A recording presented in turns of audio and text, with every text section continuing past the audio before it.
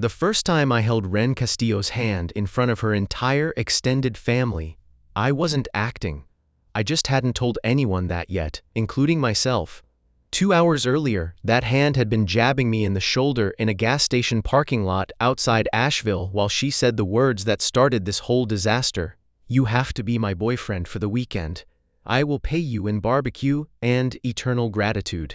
Now that same hand was locked through mine at her cousin's engagement party, her thumb tracing slow, absent circles over my knuckles, while her ex-fiancé watched us from across a rented barn with a face like he'd swallowed a wasp. And somewhere between the parking lot and the barn, between the fake and the real, I had quietly, catastrophically, fallen for my best friend. My name is Ezra Callahan. I was 30 years old, a line cook turned sous chef at a mid-size restaurant in Charlotte. The kind of guy who showed up early, closed late, and had exactly one photograph of my ex-girlfriend still buried in a drawer that I told myself I'd thrown away years ago. I measured my life in prep lists and double shifts, and if you'd asked me a year earlier whether I believed in the kind of love that arrives loud and sudden, I'd have laughed and handed you a knife to help me dice onions instead of answering. Ren was 29, a wedding photographer, which was either the funniest or cruelest possible job for a woman who had once been left at the altar herself.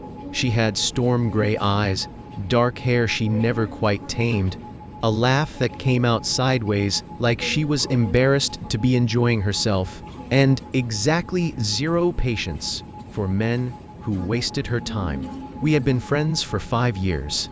Ever since she photographed a restaurant opening, I catered and spent the entire night stealing appetizers off my prep table and narrating each one like a nature documentary. And here we see the miniature crab cake in its natural habitat. She'd whispered into a fork like a microphone. Notice how it does not last long around predators. I had laughed so hard I dropped a tray. That was it. That was the whole beginning. 5 years of dropped trays and stolen appetizers and late-night phone calls where neither of us said anything important, and somehow I had never once let myself think about her mouth, not seriously, not out loud, not even after the breakup that left her hollowed out for the better part of a year, the one where a man named Corbin Wade stood her up at her own wedding rehearsal and disappeared to Nashville with, of all things, her maid of honor. I had been the one to sit with her on her kitchen floor the night it happened, handing her tissues and not asking questions, because Ren Castillo did not do well with questions. She did well with silence and someone steady beside her.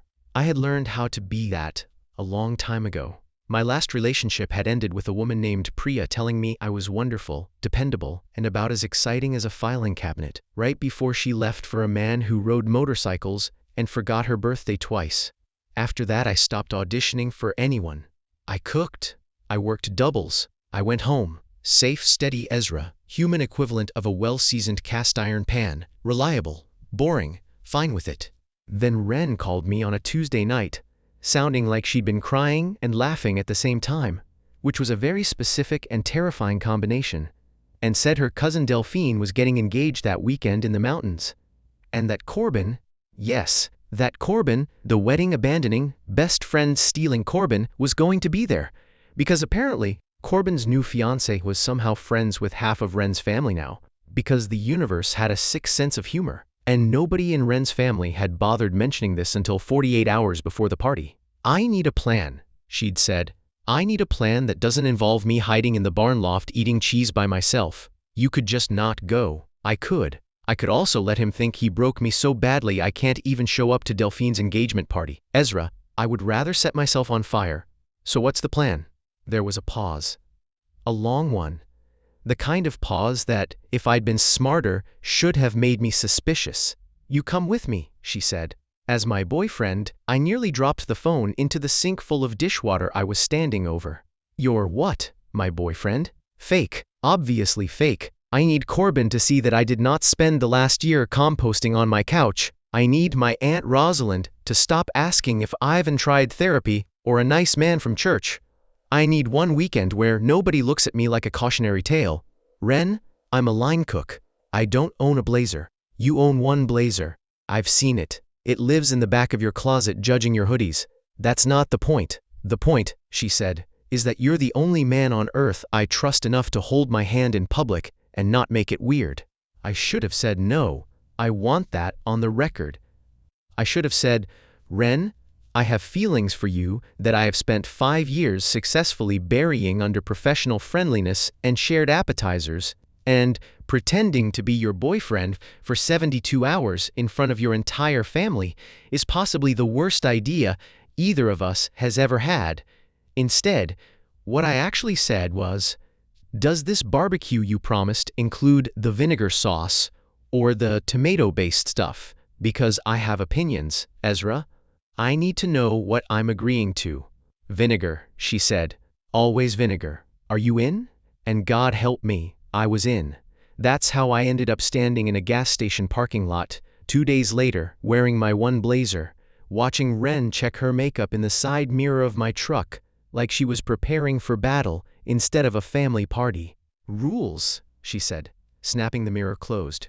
Rule 1, we've been dating 4 months. Rule 2, we met at the restaurant, which is true enough that we don't have to lie about details. Rule 3, she stopped and looked at me properly for the first time since we'd left Charlotte, and something in her face went soft in a way that made my chest tighten. Thank you. Seriously, I know this is insane. It's a little insane. You didn't have to say yes. You brought up barbecue.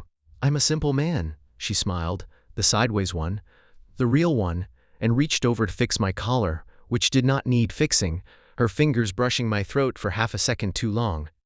There, she said. Believable boyfriend levels achieved. I did not tell her that my pulse had just done something structurally unsound.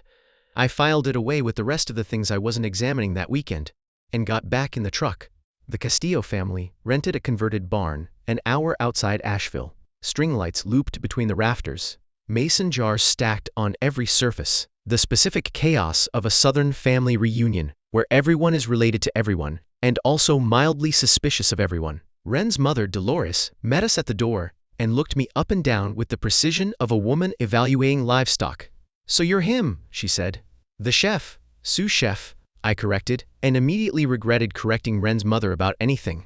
Dolores's eyebrows rose. Beside me, Ren went very still. He's being modest, Ren said quickly. He basically runs the kitchen. I like him already, Dolores said, and pulled me into a hug that smelled like rosemary and hairspray. Over her shoulder, Ren mouthed, "Don't correct my mother again." And I mouthed back, "Noted." And something about the two of us communicating silently over her mother's shoulder felt more intimate than anything in my last 3 real relationships combined. We hadn't been inside 10 minutes before Aunt Rosalind cornered us near the drink table, looked at our joined hands. Ren had grabbed mine the second we walked in. No warning, no negotiation, just fingers laced through mine like it was the most natural motion in the world, and said, "Well, finally. We were starting to think you'd sworn off men entirely." "I was very busy," Ren said. "Being a functioning adult. You could be a functioning adult with a nice man on your arm. Is this the one from the restaurant you mentioned?" "This is Ezra," Ren said, and squeezed my hand, and I squeezed back before I could think better of it, and Rosalind beamed like she'd personally arranged the whole thing. "He's got good hands," Rosalind said, nodding at me approvingly. "Chef hands, sturdy." "Thank you," I said, because apparently that was a compliment now, and I had no other move. Ren pulled me away toward the drinks with a barely suppressed laugh. "Chef hands," she muttered. "Sturdy. I'm going to think about that phrase every time you hand me a fork for the rest of my life." "I have very sturdy hands," I said. "Ask anyone. I've never dropped a tray. You dropped a tray the night we met. That was emotional distress. You were narrating a crab cake. It was a good bit. It was a great bit. It's also why I have a permanent crack in my favorite sheet pan." She laughed, the real one, head tipping back, and for a second, the whole barn seemed to fall quiet around the sound of it. Then her gaze snagged on something over my shoulder, and her whole body changed. Not dramatically, just a small tightening through the shoulders, a straightening of the spine, the particular stillness of someone bracing for weather. I turned to look. Corbin Wade was tall, blandly handsome in the way of men who peaked in a fraternity somewhere and never quite left, wearing a blazer that cost more than my truck payment, standing beside a woman I recognized instantly from the wedding photos Ren had never quite deleted off her phone. Harlow, the maid of honor, the best friend, the one who had left with him. "Okay," Ren said, voice low. "Okay, that's fine, that's completely fine. I knew he'd be here. I'm a functioning adult. I have a fake boyfriend with sturdy hands. This is manageable, Ren. I'm manageable. I am the picture of manageable." I stepped closer, close enough that our arms pressed together, and lowered my voice. "Look at me." She looked at me, storm gray eyes, a little too bright. "You don't owe him a reaction," I said. "You don't owe this room a performance. You just have to survive one weekend, and I am extremely good at distraction. I once talked a health inspector out of a citation for 11 straight minutes about regional barbecue styles. That got a real laugh out of her. Shaky but real. You did not." "I absolutely did. Ask my manager. He still brings it up." "You're ridiculous. I contain multitudes." I held out my hand. "Come on. Let's go be disgustingly happy where he can see us." She took my hand, and something about the way she looked at me then, grateful, a little stunned, like she hadn't expected me to actually be good at this, settled low and warm in my chest and stayed there for the rest of the night. We were disgustingly happy for approximately 3 hours. I fed her bites off my plate. She stole my drink and replaced it with hers without asking, which she'd been doing for 5 years and which I had never once thought twice about until tonight, when it felt like something else entirely. We danced badly to a playlist assembled by a teenage cousin with aggressive opinions about pop music, her hands looped behind my neck, mine resting careful and light at her waist, both of us laughing too hard to actually dance. "You're stepping on my feet," she said. "You're stepping on my feet. I'm wearing heels. I have the advantage. I have chef hands. I could pick you up and relocate you. Don't you dare." Somewhere between songs, Delphine's fiancé's uncle commandeered the makeshift DJ booth and put on something slow, something with actual violins in it, and the crowd on the dance floor thinned out into couples who knew what they were doing, leaving Ren and me looking distinctly out of our depth. "We could sit this one out," I offered. "Absolutely not. We are committed to this bit." She stepped closer, resting her cheek near my shoulder, and for a moment neither of us said anything, just swayed slowly under the string lights while the actual dancers spun elegant circles around us. "This is nice," she murmured. "Even the fake parts of tonight feel nice. Which parts are the fake parts exactly?" She went quiet for a beat too long. "I don't actually know anymore," she admitted. "I keep trying to keep score, and I've lost track. Maybe stop keeping score. That feels dangerous." "Most good things do." I pulled her slightly closer, and she let me, her hand curling into the front of my shirt the way it would 100 more times over the following months, though neither of us knew that yet. For what it's worth, I stopped keeping score somewhere around the second pancake. She laughed against my shoulder, soft and a little disbelieving. "That's not even romantic. That's just breakfast." I contain multitudes. I dared. I picked her straight up off the ground, spun her once while she shrieked and laughed and grabbed my shoulders for balance, and when I set her back down, her face was flushed and close to mine, and for one terrifying second neither of us moved. "Ezra," she said, quieter now. "Yeah?" "Corbin's watching." Something in me deflated slightly, though I told myself it shouldn't have. "Right. Corbin. The point of the exercise. Want me to do something more convincing?" Her eyes flicked to my mouth, then back up. "Depends what you had in mind." I hadn't had anything in mind. I want that on the record too. I had not planned, walking into that barn, to lean down and press my lips to her temple, soft and lingering, my hand sliding to the small of her back. But that's what happened, and Ren made a tiny sound low in her throat that I felt more than heard. And when I pulled back, her cheeks were pink, and her breathing had changed. "Convincing enough?" I asked, voice rougher than I meant it to be. "Very," she said. "Very convincing." We didn't talk about it. That was rule 0 of the whole weekend, apparently. The one neither of us said out loud. We did not examine anything too closely, because examining things too closely was how people ruined 5 perfectly good years of friendship.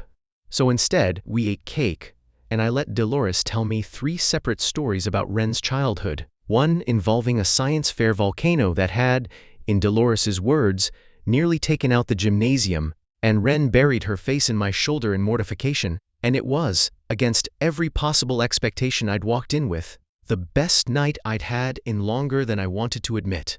Before any of that, though, I should back up, because the truth is this whole disaster didn't start in a gas station parking lot. It started 3 weeks earlier, on a Thursday night after close, when Ren showed up at the restaurant with her camera bag still slung over one shoulder and a look on her face like she'd just walked out of a courtroom loss. "Tell me something good," she said, sliding onto a bar stool at the empty bar while I wiped down the last of the prep counters. "Anything. I don't care if it's true. The scallops came out perfect tonight." Table 6 cried a little. "That's a start."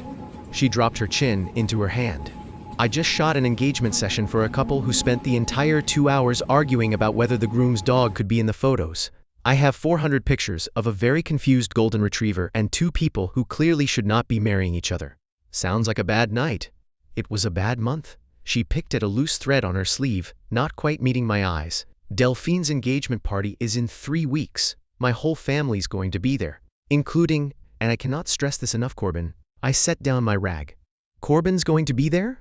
Apparently, his new fiancée went to college with my cousin's husband, and nobody in my family thought to check the guest list against my emotional trauma before sending invitations. She laughed, but it came out thin. "I keep telling myself I'm fine. I'm a functioning adult. I photograph weddings for a living, Ezra. I stand 2 feet from happy couples every single weekend and I don't fall apart. I can survive one party, but every time I picture walking in there alone, my Aunt Rosalind is going to corner me within 4 minutes and ask if Ivan tried therapy or a nice man from church. And my mother's going to give me that look. The sad one. The one that says she's worried I'm going to end up alone with a camera collection and no grandchildren for her to spoil. And Corbin is going to see all of that happen, and he's going to feel bad for me, and I would honestly rather set myself on fire." I studied her for a moment, the exhaustion under her eyes, the way she kept twisting that loose thread tighter and tighter around her finger. An idea was forming, one I probably should have talked myself out of immediately, and didn't. "What if you weren't alone?" I said.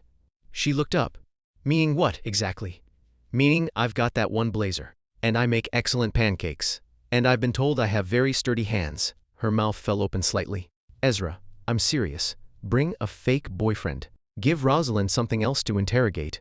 Give Corbin a reason to wonder if maybe you didn't spend the last year composting on your couch. You would do that?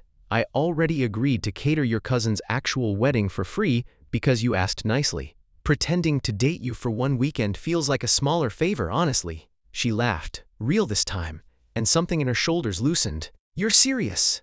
"Dead serious.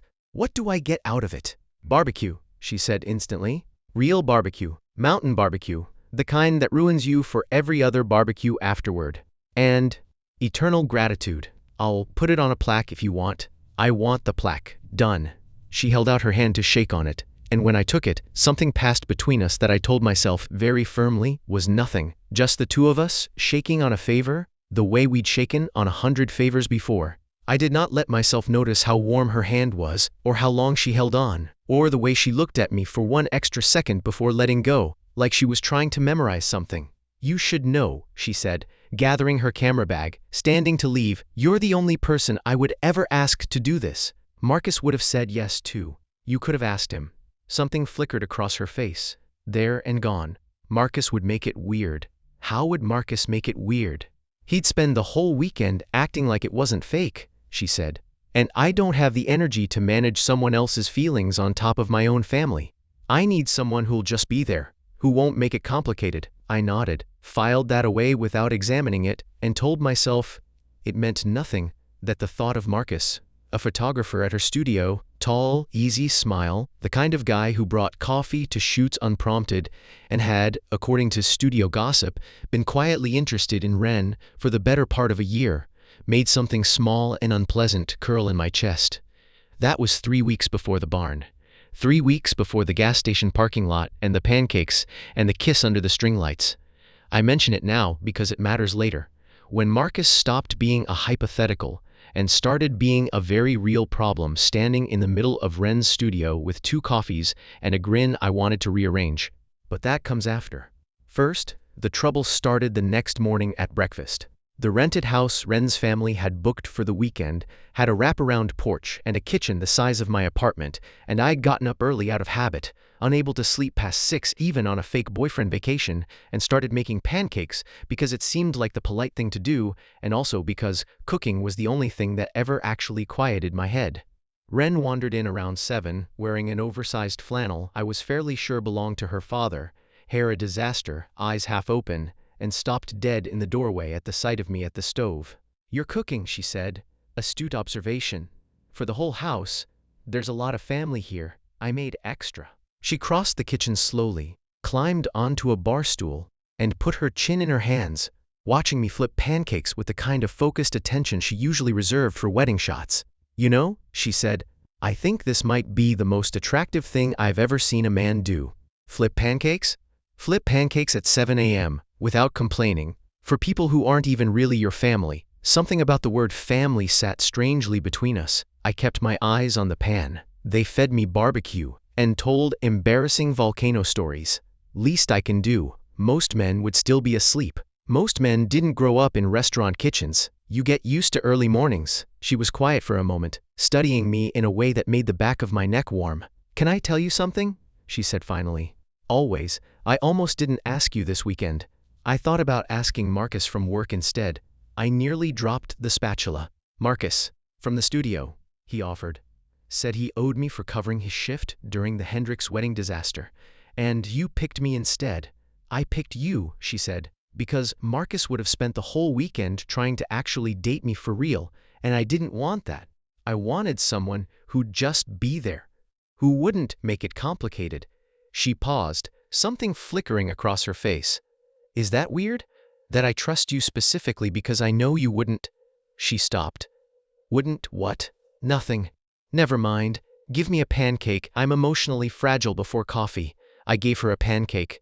I did not examine the small, sharp thing that had lodged itself under my ribs at the phrase, "because I know you wouldn't," because examining it felt dangerously close to admitting that she was wrong, that I would, that some part of me had wanted to for years and had simply gotten extremely good at not saying so. The rest of the family trickled down over the next hour, and breakfast became the kind of loud, overlapping chaos I'd only ever seen in movies. Everyone talking over everyone else, Dolores directing traffic with a spatula of her own, Rosalind interrogating me about my 5-year plan like I was applying for a mortgage. I answered every question steadily, easily, because deflecting nosy relatives was apparently a skill I developed without noticing, and every time I glanced at Ren she was watching me with an expression I couldn't quite name and didn't trust myself to try. It was Delphine, the actual bride-to-be, who cornered me by the coffee pot around 9, her fiancé off somewhere being fitted for something. She had Ren's same storm-gray eyes, though warmer, less guarded. "So," she said, "how long have you actually been in love with my cousin?" I choked on my coffee. Actually choked, coughing hard enough that Delphine had to pat my back while I recovered. "We've been together 4 months," I managed. "Sure.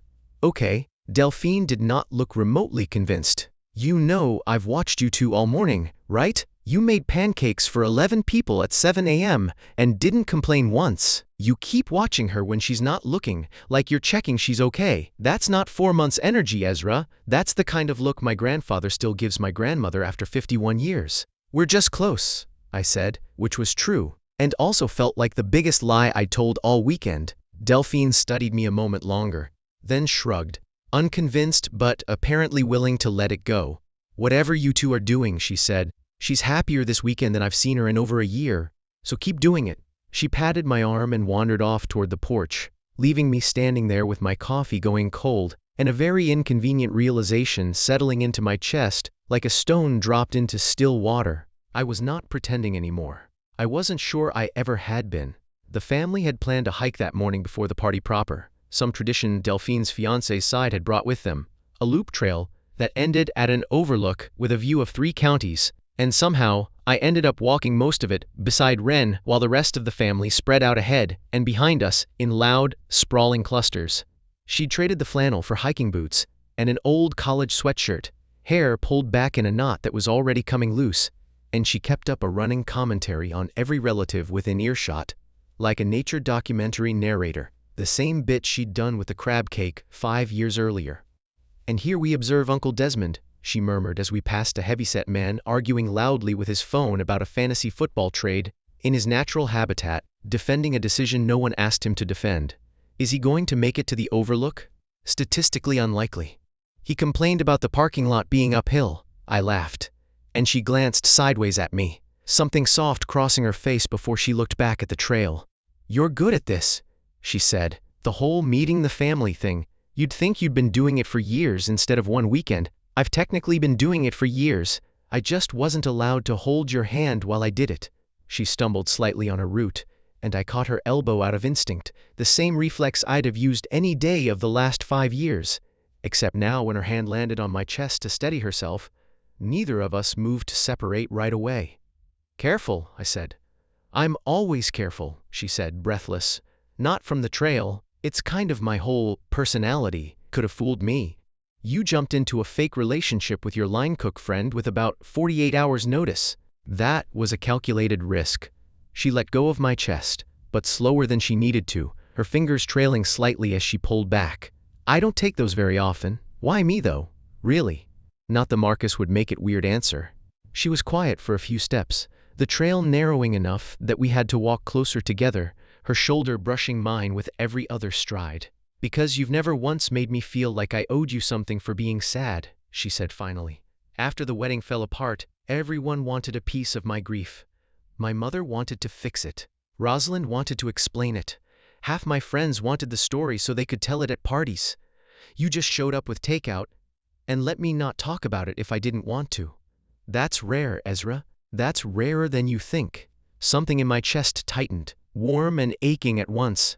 "I never wanted anything from you. I just wanted you to be okay." "I know," she said. "That's exactly the problem. It's very hard to stay unbothered about a man who wants nothing from you except for you to be okay." We reached the Overlook a few minutes later. The whole valley spread out gold and green below the mountain ridge, and stood there a while, in a silence that felt heavier than it should have, for two people who kept insisting they were only pretending. When the rest of the family caught up, loud and out of breath, and immediately arguing about lunch, the moment broke, but something had shifted in it. Some quiet acknowledgement neither of us said out loud yet. By the time we got back down for the party that afternoon, I'd stopped being able to convince myself this was still an act. The trouble started the next morning at breakfast. But if I'm honest, the real trouble had already started somewhere on that trail. Long before I ever admitted it out loud, the engagement party proper started that afternoon. Bigger than the night before. More extended family. A caterer, Wren, kept critiquing under her breath in a way that made me laugh. String lights and a dance floor laid down over the barn's old wood planks. I'd gotten comfortable, almost too comfortable, in the rhythm of the weekend. Wren's hand finding mine without either of us thinking about it. Her leaning into my side when she was tired. Me automatically passing her a drink before she asked for one, because I'd learned 5 years ago that she liked to sip something the second the ice started melting. It didn't feel like performance anymore. It felt like practice for a life I hadn't let myself want out loud. Then Corbin approached us near the dessert table, Harlow trailing a step behind him, and the whole afternoon shifted. "Wren?" he said, like her name cost him something to say. "You look good." "I'm aware," Wren said, and I felt a fierce, stupid pride at how steady her voice came out.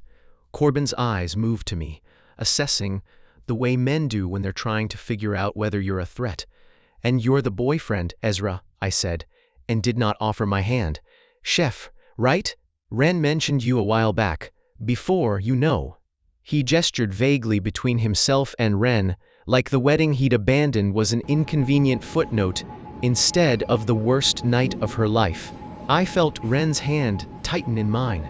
I kept my voice level, easy, the tone I used on difficult customers who wanted their steak both well done and somehow still tender. "Nice to meet you," I said, which was a lie, and everyone in a 10-foot radius knew it. "Funny," Corbin went on, apparently unable to leave well enough alone. "I always figured Wren for someone who'd end up with another creative type."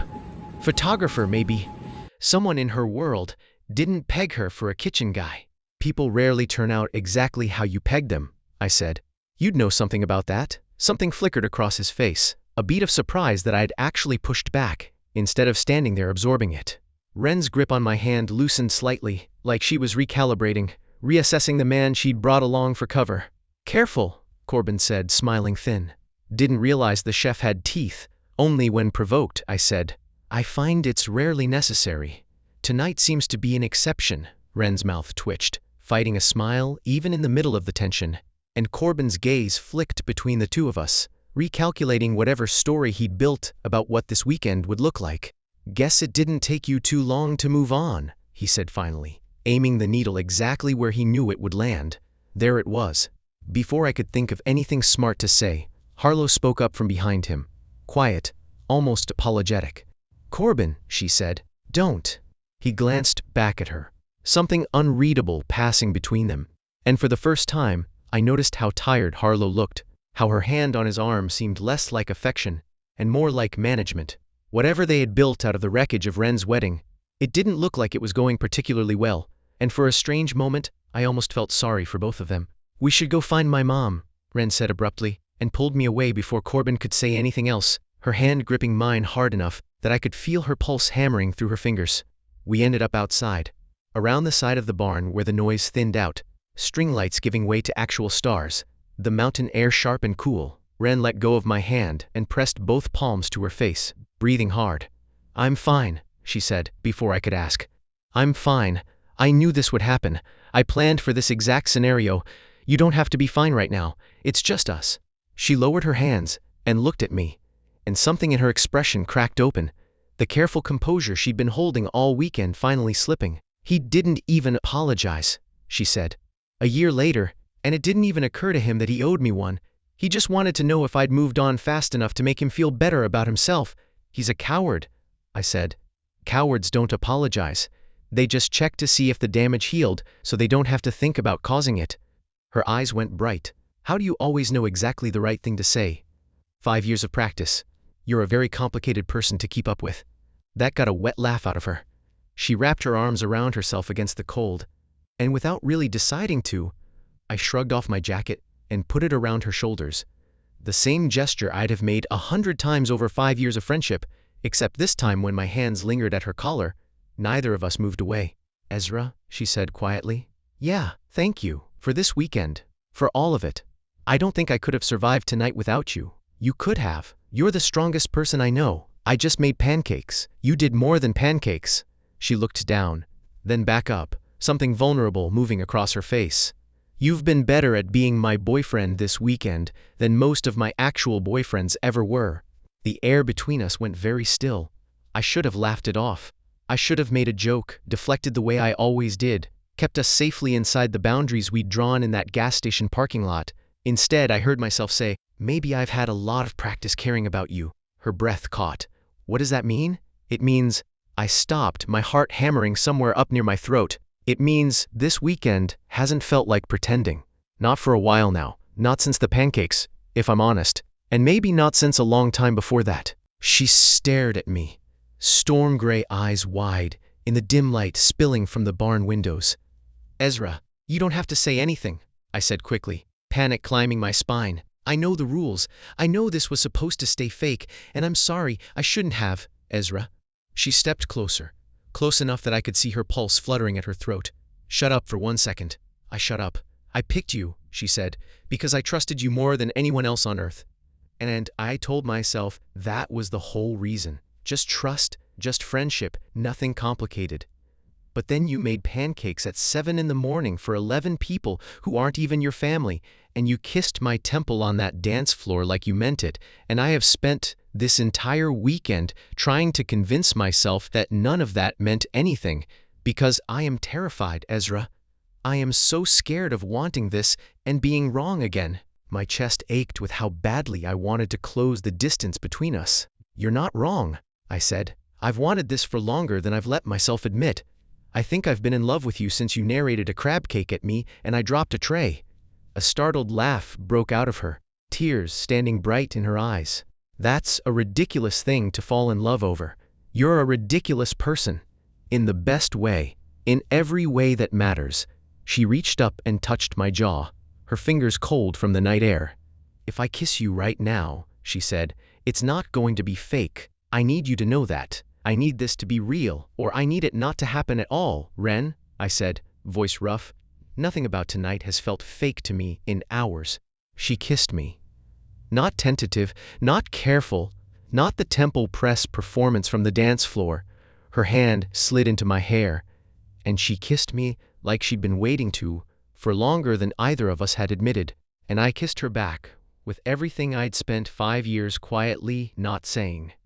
When we broke apart, her forehead rested against mine, both of us breathing unsteadily in the cold mountain air. So, she said, a little shaky, a little laughing, still just pretending? I don't think I know how to pretend with you anymore, I said. I think I'm just in love with you, actually. Embarrassingly. For real. Her smile broke slow and radiant across her face. Good, she whispered, because I don't think I can go back to just friends after that pancake speech. We stood there a long moment, my jacket around her shoulders, the barn glowing warm behind us, before the sound of the barn door creaking pulled us apart. Delphine leaned out, took one look at us, flushed, close, my jacket clearly not doing its job of keeping distance between us, and grinned like she'd won a bet with herself. Finally, she said, dessert's getting cold, and Aunt Rosalind wants to know if you two are planning a spring wedding or a fall one. We've been together 4 months, Ren said automatically, then caught herself, laughing helplessly against my shoulder. Sure you have, Delphine said, and disappeared back inside.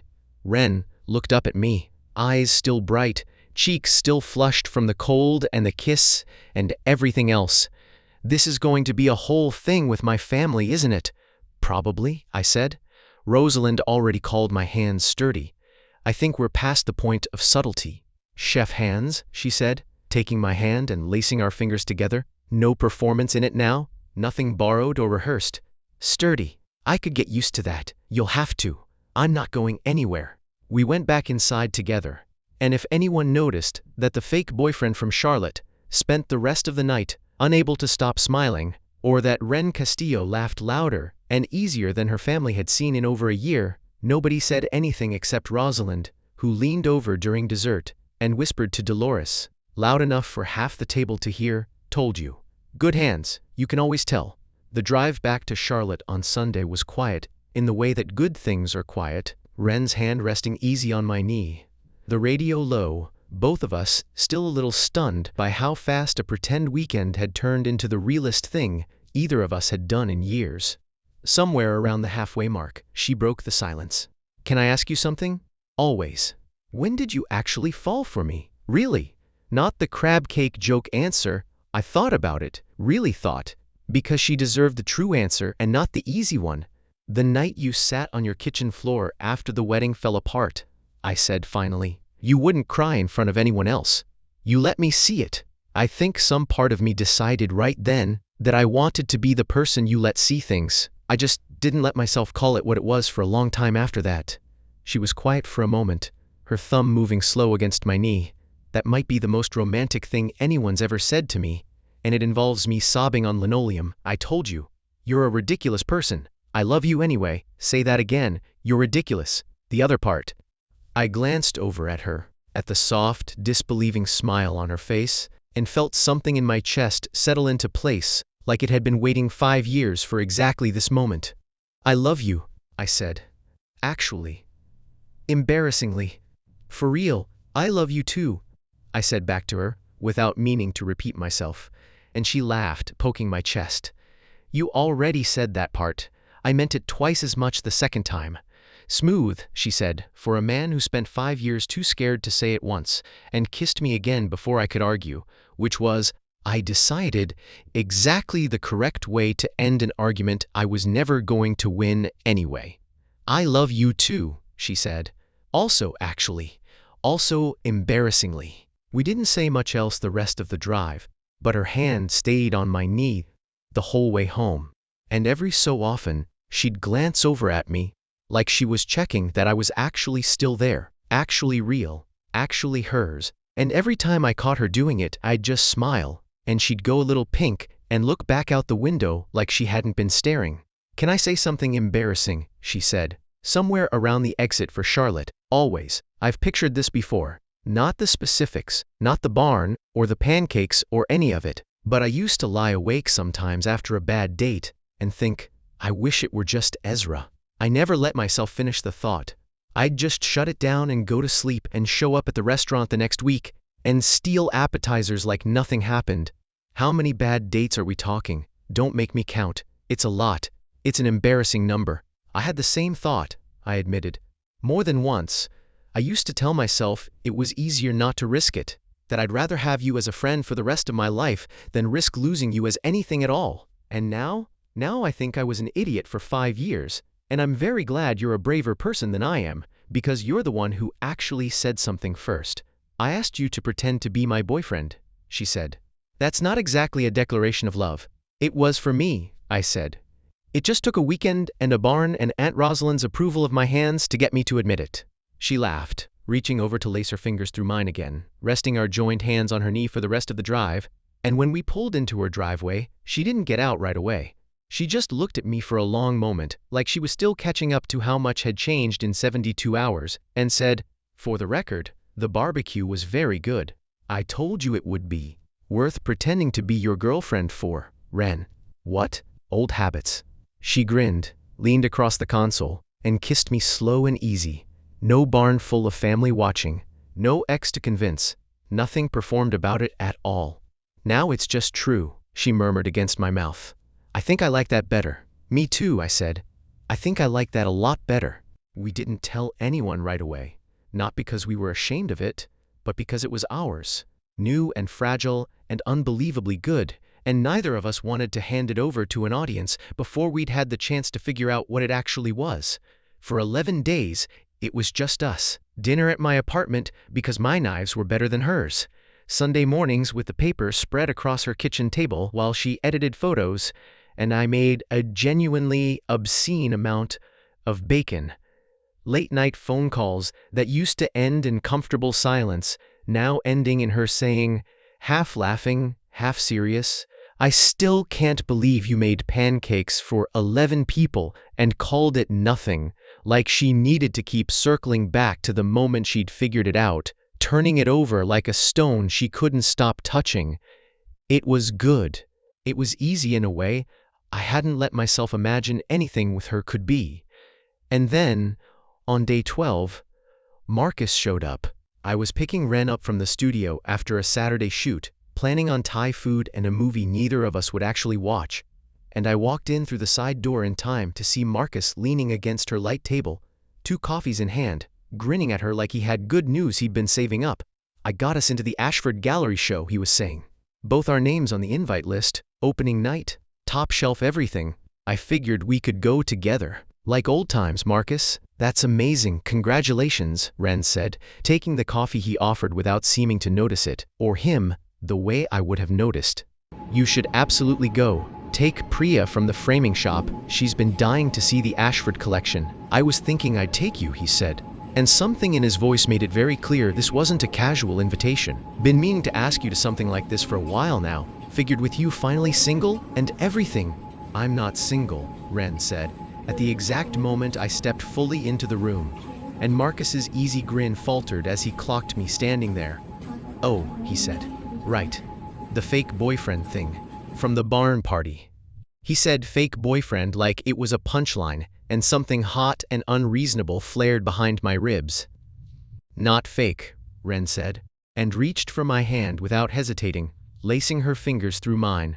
And the small, fierce pride I felt at that gesture did absolutely nothing to cool the irritation building in my chest, at the way Marcus was still looking at her like the correction hadn't fully landed. "Since when?" Marcus asked, glancing between us. "Since about 2 weeks ago," I said, before Ren could answer, my voice coming out harder than I meant it to. "Real deal. Not a weekend arrangement." Marcus's eyebrows rose, something calculating passing behind his eyes that I did not like even a little. "Huh. Fast." "Some things don't need to be slow," Ren said, an edge creeping into her own voice now, the same edge she'd used on Corbin at the dessert table. "I appreciate the gallery invite, Marcus. I really do. But I'm going to pass. Sure, Marcus said, recovering his easy smile a beat too late to be convincing. No worries, just figured, worth a shot. He gathered his coffee, nodded at me in a way that felt more like a challenge than a greeting, and left. And I stood there, in the middle of the studio, with my jaw tight and my hands curled into loose fists at my sides, feeling something ugly and unfamiliar churning through me. Ren watched the door swing shut behind him, then turned to look at me, eyebrows raised, a slow smile spreading across her face. Are you jealous right now? No, I said, immediately, unconvincingly. You are. You're doing the thing with your jaw. I don't do a thing with my jaw. You absolutely do a thing with your jaw. You did it at the barn when Corbin talked to us, and you're doing it right now, and it is, for the record, extremely satisfying to watch. I am not jealous of Marcus, I said, which was a lie so transparent even I didn't believe it as it left my mouth. I just don't love the way he looks at you like you're a gallery opening he's trying to get invited to. Ren laughed, delighted, stepping closer and looping her arms around my neck. Ezra Callahan, are you telling me that after 5 years of being unbothered and unbreakable, one guy offering me free hors d'oeuvres and a gallery invite finally cracked you? I've never been unbothered about you, I admitted, some of the tension easing out of my shoulders now that Marcus was gone and it was just us again. I was just very good at hiding it. For years, professionally even, you were terrible at hiding it, actually. Delphine called it within about 6 minutes of meeting you. I'm aware, she told me. By the coffee pot, no less. I'm not interested in Marcus, Ren said, softer now, her thumb tracing along my jaw, right where the tension had been. I haven't been interested in Marcus in about 4 years, if I ever was at all. He's nice, he brings good coffee, but he's not you. That's very reassuring, considering I just wanted to rearrange his face for offering you coffee. That's a normal, healthy reaction, she said, grinning. Very stable, very not concerning. I panicked, I admitted. Actually panicked. Watched him lean against your light table like he owned the place and felt something genuinely unhinged happen in my chest. Welcome to jealousy, Ren said, pressing a kiss to the corner of my mouth. It's very ugly, and very human, and I happen to think it's flattering on you. I'd rather not make a habit of it. No promises. You're mine now. People are going to notice, and some of them are going to try their luck anyway, because you're a genuinely good man who makes pancakes for strangers, and that's apparently catnip to half the population. She kissed me properly then, slow and warm, right there in the middle of her studio with the afternoon light slanting gold through the windows, and whatever ugly, unreasonable thing Marcus had stirred up in me settled back down into something steadier, something that felt a lot more like certainty than jealousy. For the record, I said when we broke apart, I would like it noted that I recovered quickly and handled that with grace. You glared at a man over a coffee cup like you wanted to fight him in the parking lot. Graceful glaring. Sure, she said, laughing, and something in her voice softened further. Quieter now, more serious. You know, most people would have just laughed it off, told me not to worry about it. You actually got jealous, out loud in front of me, and didn't try to pretend you hadn't. That matters more than you probably realize. I wasn't trying to be mature about it. I was actively planning to say something unwise to a man holding 2 coffees. I know, that's what I liked about it. You've spent 5 years being careful with me, Ezra. Careful not to want too much. Careful not to say the wrong thing. Careful not to scare either of us off. Watching you lose a little of that carefulness over something as small as a gallery invite felt like proof you actually meant all the rest of it. I meant all of it, I said. Every bit. The pancakes, the barn, the ridiculous jealousy over Marcus and his coffee. All of it. She kissed me again, softer this time. And when she pulled back, her eyes were bright with something that looked a lot like certainty. Good, she said, because I don't plan on giving you many more chances to practice being unreasonable. I kind of like having you all to myself. She laughed, took my hand, and started tugging me toward the door by the front of my shirt, the same gesture she'd used 100 times over 5 years of friendship. Except now, it meant something entirely different. Something that belonged only to us. Come on. I believe you promised me Thai food and a movie we're not going to watch. That was the plan. It's still the plan. Just with slightly more jealous energy attached to it now.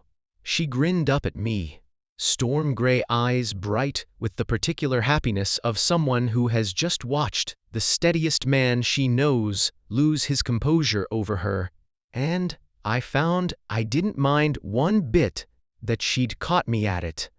Some things, I was learning, were worth being a little unreasonable over. We told her family properly 2 weeks after that, over a phone call to Dolores that lasted almost an hour and ended with her mother crying happy tears and immediately asking about spring versus fall.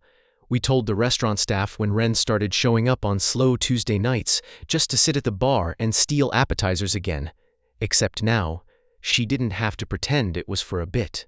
We told Marcus nothing at all, because he'd gotten the message loud and clear the day he offered her a gallery invite, and got a very real boyfriend standing in the doorway instead. Telling my own people took a little longer, mostly because I didn't have the built-in chaos of a large extended family to do the announcing for me. My mother found out because Ren showed up to Sunday dinner at my parents' place with a pie she'd clearly bought and then transferred into her own dish to look homemade, a lie so transparent my mother caught it within 30 seconds and loved her instantly for trying anyway. "She's the photographer," my mother said afterward, cornering me at the sink while Ren helped my father argue with the grill outside. "The one from the restaurant opening, the crab cake girl. That's her. You talked about her for 2 years before you ever mentioned dating her." "We weren't dating for most of that." My mother said, in the exact tone Rosalind had used about spring weddings, and handed me a dish towel like the conversation was over, which, apparently, it was. My sister was less subtle. She called me the following week, having heard secondhand through my mother, and opened with, "So when do I get to plan the bachelor party?" Before I'd even said hello. "We've been together 6 weeks. I've seen you talk about this woman for years, Ezra. I already picked a venue." Hang up the phone. "Too late. I've got a Pinterest board." I hung up on her, laughing, and when I told Ren about it that night over dinner, she laughed so hard she had to set down her fork. "Your sister has a Pinterest board." "My sister has had a Pinterest board since I was 26. She updates it seasonally. I try not to look at it. I want to see it." "Absolutely not. You'll get ideas." "I already have ideas," Ren said, grinning, stealing a piece of chicken off my plate without asking. The same old habit that used to mean nothing and now made my chest go warm every single time. "Vinegar barbecue at the reception. Non-negotiable." Now who's planning weddings 6 weeks in? I photograph them for a living. I'm allowed to have opinions early. "It's professional interest." "Sure it is. It's very professional," she said, kicking my ankle gently under the table. And I decided right then, watching her steal another bite off my plate with zero shame and a smile that had nothing performed about it anymore, that I would very happily spend the rest of my life letting her have all the professional interest she wanted. 6 months later, we were back at that same barn for Delphine's actual wedding. String lights strung the same way, mason jars stacked the same way, except this time when Rosalind asked if we were planning a spring wedding or a fall one, I didn't correct her. And Ren didn't laugh it off either. She just looked at me across the table, storm gray eyes soft in the candlelight, and said, "Ask me again in a year," which was as close to a yes as either of us needed for now. Corbin wasn't there. Harlow was, alone, and she and Ren had a short, quiet conversation near the dessert table that I didn't listen in on at first, hanging back near the bar with a drink in hand, watching from a distance the way you watch someone you love handle something hard without needing to be rescued from it. Ren told me about it later, walking back to the car with her shoes in one hand and my jacket around her shoulders again. Some things apparently destined to repeat themselves in better versions. "She apologized," Ren said. "Actually apologized. Not the Corbin kind where he just wants to know if the wound closed up yet. She said she's been wanting to for a year and never had the nerve. How do you feel about that?" "Lighter," she said, surprised by her own answer. "I thought I'd feel angry or smug or something dramatic. I mostly just felt like I could finally stop carrying it around." She glanced up at me, a small smile tugging at her mouth. "Turns out, it's a lot easier to let go of something when you've got somewhere better to put your hands." That was almost poetic. I've been dating a man who makes speeches about crab cakes and kitchen floors. Some of it rubbed off. Later, on the same dance floor where I'd first kissed her temple and called it convincing, We danced badly to the same teenage cousin's aggressive pop playlist, and when I dipped her low and she laughed loud enough to turn heads, I thought about the gas station parking lot, about the 4 rules she'd laid out with her makeup mirror still open, about how completely and thoroughly every single one of them had fallen apart in the best possible way. Rosalind found us between songs, breathless from her own dancing, and pointed a finger between the two of us like she was accusing us of something. I called it, she announced to no one in particular, though half the reception heard her anyway. Good hands, sturdy. You can always tell within the first 5 minutes. You absolutely cannot, Ren said, laughing, tucking herself against my side. I can, and I did, Rosalind said, entirely unbothered, and wandered off toward the dessert table to find someone new to interrogate about their 5-year plan. Your family is going to be insufferable about this for the rest of our lives, I said.